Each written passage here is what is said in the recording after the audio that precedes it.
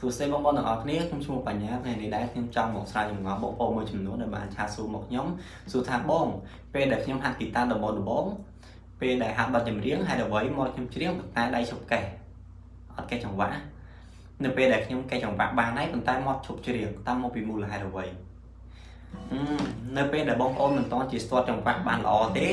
នឹងការចាប់ខតមិនទាន់បានរហ័សនឹងហើយគឺជាមូលហេតុអញ្ចឹងដែរខ្ញុំរីកខមមិនឲ្យបងប្អូនទាំងអស់គ្នាព្យាយាមហាត់ចង្វាក់ឲ្យបានស្ទាត់និងដូរដៃខតឲ្យបានលឿនជាមុនសិនចាំយើងចូលបទចម្រៀងឧទាហរណ៍ពេលដែលយើងកេះចង្វាក់យើងលេងតែចង្វាក់សិនបានហើយកុំទាន់ចាប់ខតលេងចង្វាក់សិនលេងចង្វាក់ឲ្យស្ទាត់សិនពេលដែលយើងស្ទាត់ចង្វាក់ហើយចាំយើងចាប់ខតដូរដៃខតហ្នឹងណាដូរដៃខតឲ្យបានរៀងស្ទាត់សិនហើយ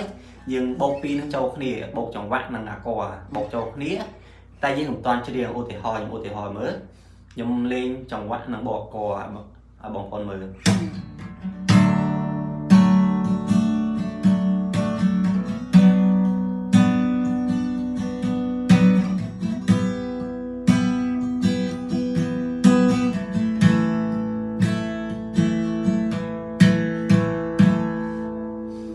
នៅពេលដែលបងប្អូនស្ទាត់ចង្វាក់មួយអកហើយគឺយើងអាចយកច្រៀងបានហើយអញ្ចឹងបងប្អូនបើអត់ទាន់យល់ទេអាចសារវីដេអូសារដើមបានមើលម្ដងទៀតមើលមួយតឲ្យយល់សិនជាបងប្អូនមិនទាន់ជាយល់ទេអាច comment នៅវីដេអូខាងក្រោម